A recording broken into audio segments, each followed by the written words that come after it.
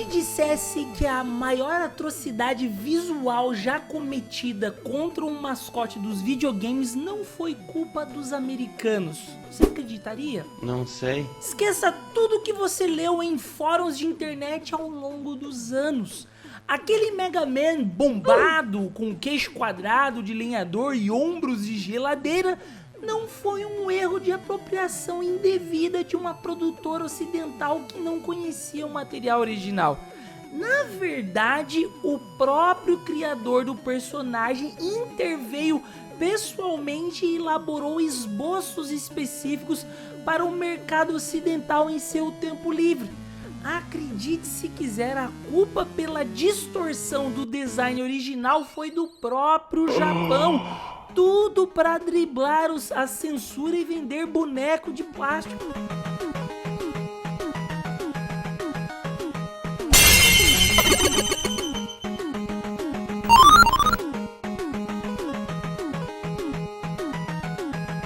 Fala galera raiz, sejam muito bem-vindos a mais um dossiê aqui no canal. Eu sou a sua voz da razão neste vasto e caótico universo da cultura pop. Uhul! O ecossistema de entretenimento televisivo da década de 90 foi o cenário de uma das mais agressivas expansões de propriedades intelectuais japonesas para o mercado ocidental.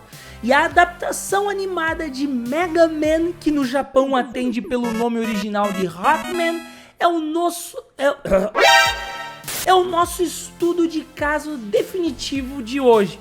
O projeto é um exemplo perfeito sobre a tropicalização de designs orientais e a sinergia absurda entre o mercado de videogames e a indústria de brinquedos.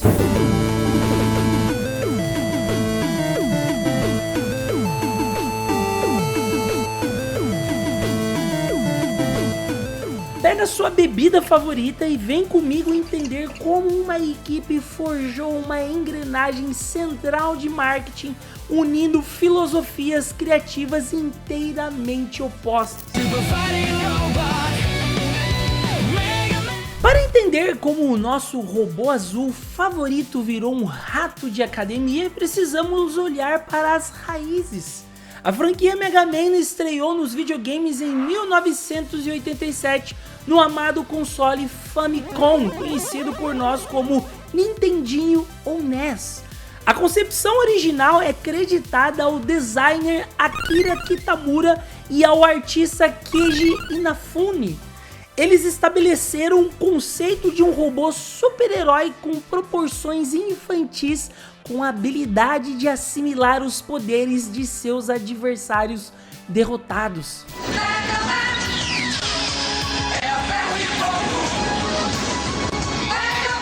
A propriedade intelectual sempre esteve sob o controle absoluto da Capcom. O projeto de levar o personagem para a TV visava transcender a base de jogadores de consoles de mesa. Eles queriam posicionar o personagem no disputado mercado de syndication, a sindicação matutina e vespertina das televisões abertas americanas. Para essa emissora, a adaptação foi capitaneada pela Ruby Spears Productions. A empresa era uma produtora americana fundada por Joy Ruby e Ken Spears, que eram veteranos da indústria e simplesmente os criadores de sucessos históricos como Scooby-Doo. Eles foram incumbidos de formatar a premissa dos joguinhos para as rigorosas exigências narrativas e regulatórias da televisão americana. E enquanto a espinha dorsal da história era forjada nos Estados Unidos, o processo de animação tradicional em cels foi terceirizado para o estúdio japonês Ash Productions. O grande choque cultural da produção aconteceu na pré-produção. No início de 93, a Capcom e a Ruby Spears produziram um episódio piloto de teste em formato de animação promocional para atrair as emissoras.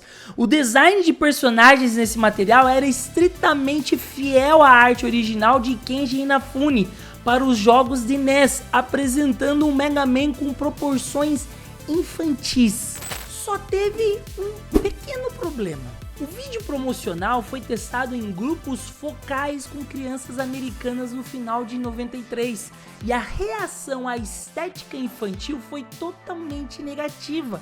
A avaliação mercadológica decretou que o design não era comercializável nos Estados Unidos e a produção foi paralisada.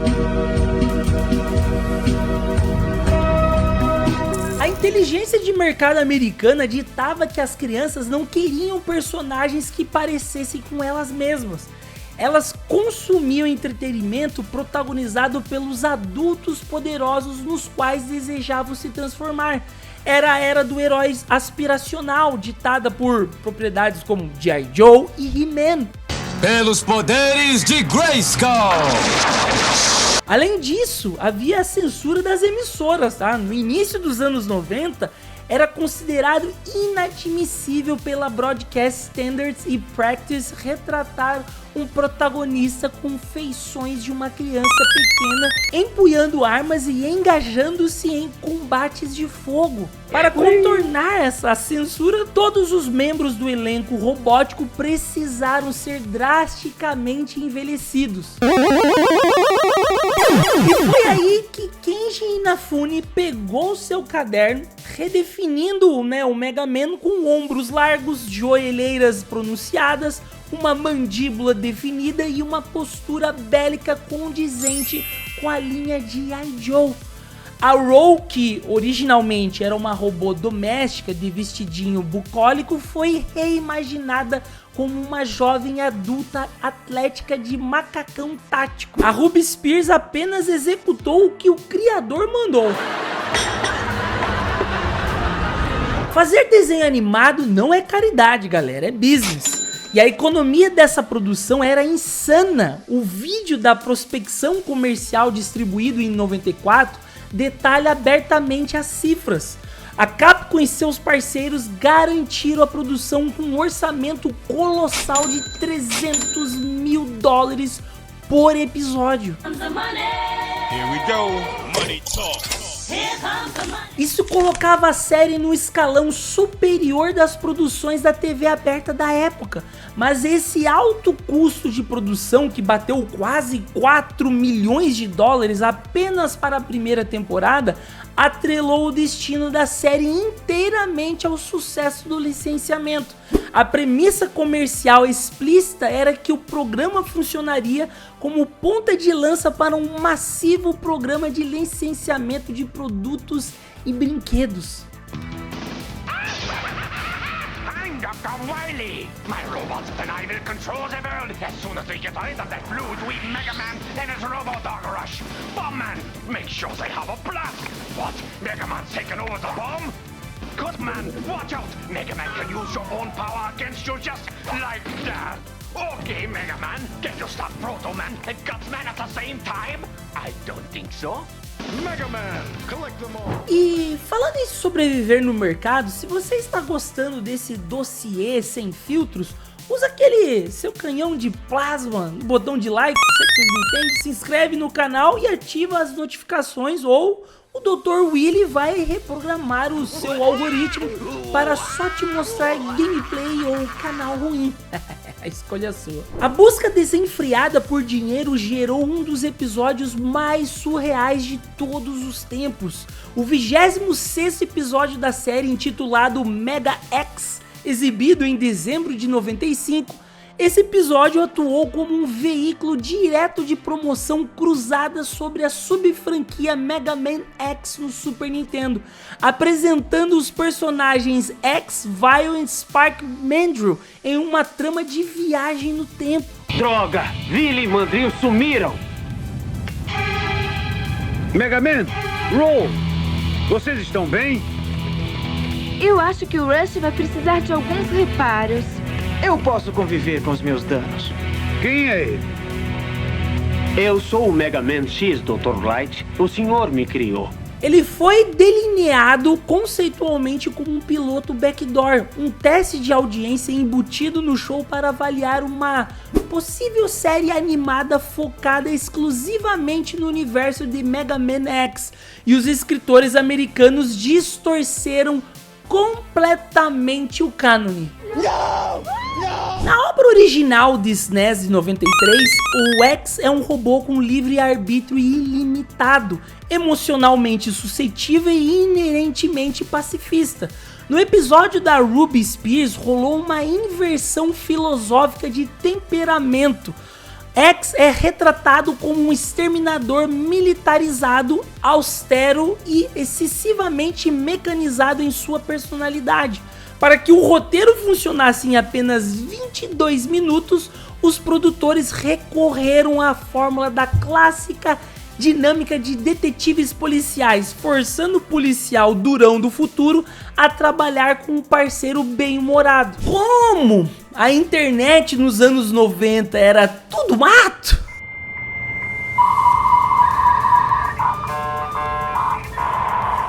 o vácuo informacional propiciou o surgimento de uma extensa mitologia nos fóruns de discussão.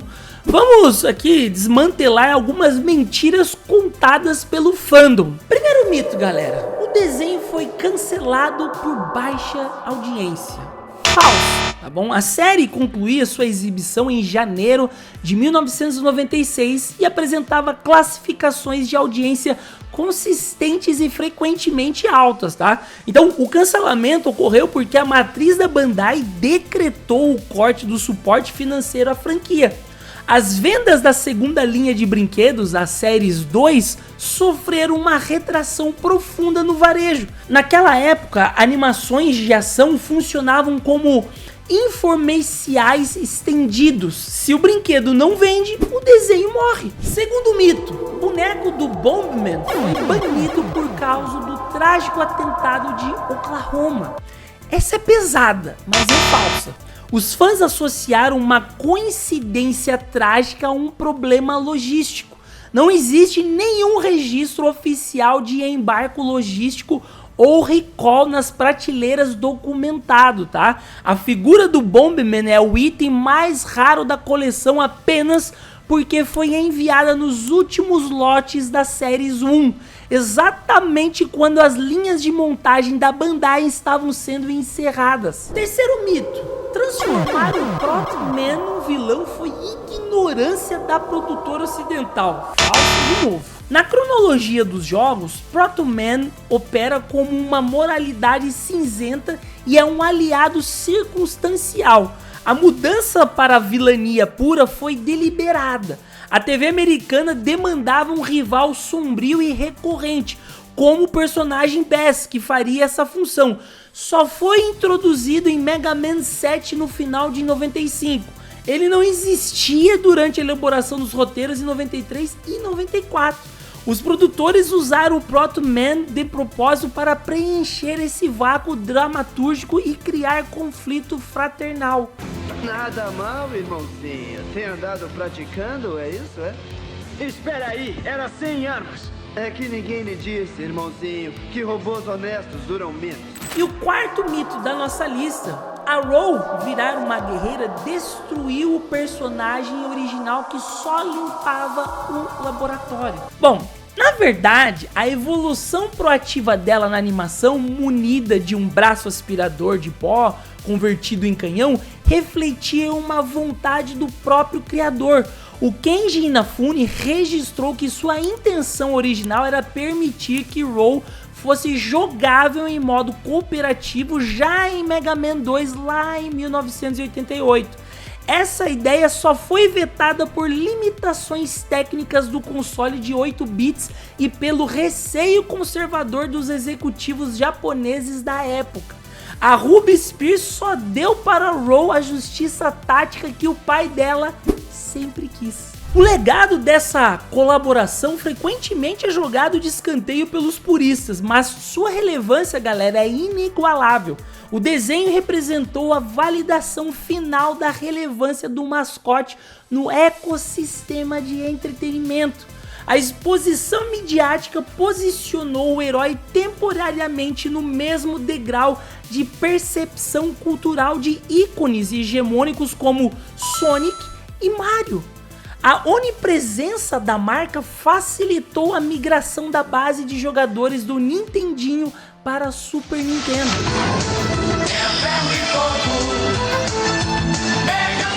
Mais do que isso, a dublagem ocidental feita pelo The Ocean Group ditou o padrão sonoro da franquia.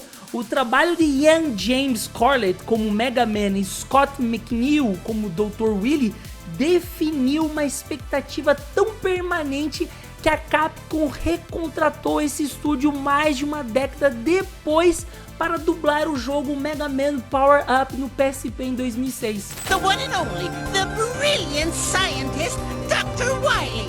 It may seem rather sudden to you, but I've decided I'd like to take over the world! E o detalhe mais engraçado do legado é a importação reversa. Anos depois, a série americana foi importada de volta para o Japão.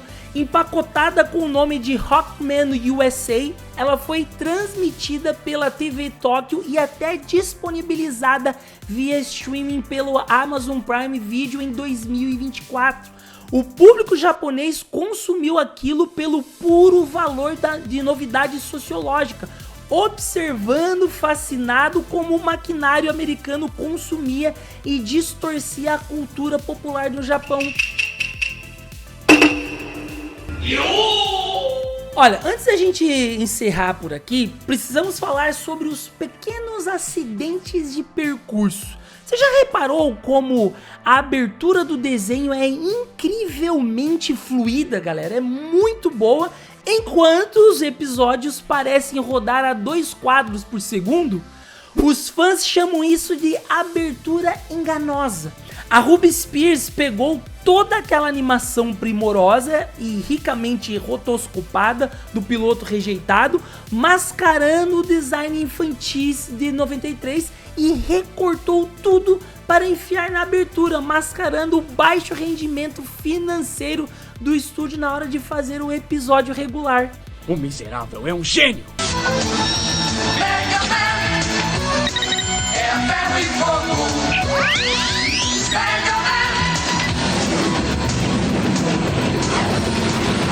Outro detalhe maluco da produção é a ausência de vilões modernos.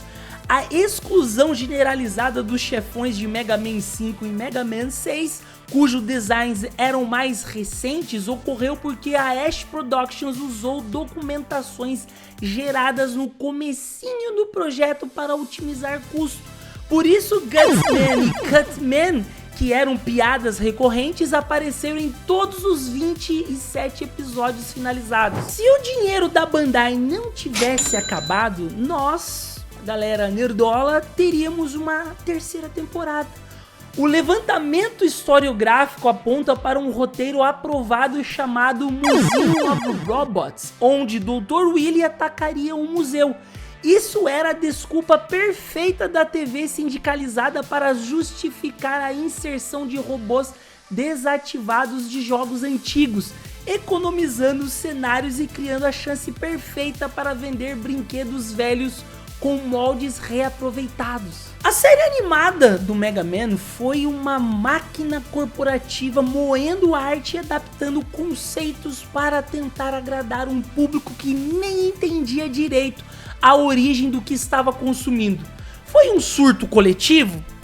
Talvez, mas foi um surto incrivelmente bem planejado que moldou a percepção de milhares de pessoas sobre quem era aquele robô azul. No fundo, a obra serviu para registrar o ponto exato em que os mundos dos jogos orientais colidiram de frente com a máquina de vendas da TV norte-americana. Bom, se você chegou até o fim desse dossiê sem perder todas as suas vidas, prova que você é um verdadeiro geek raiz. Deixa aí nos comentários qual era o seu robô mestre favorito Ou qual brinquedo da Bandai você nunca conseguiu ter? Se inscreve aí, manda esse vídeo para aquele seu amigo que jurava que o Proto Man sempre foi vilão e a gente se vê no próximo level. Até lá, e fui!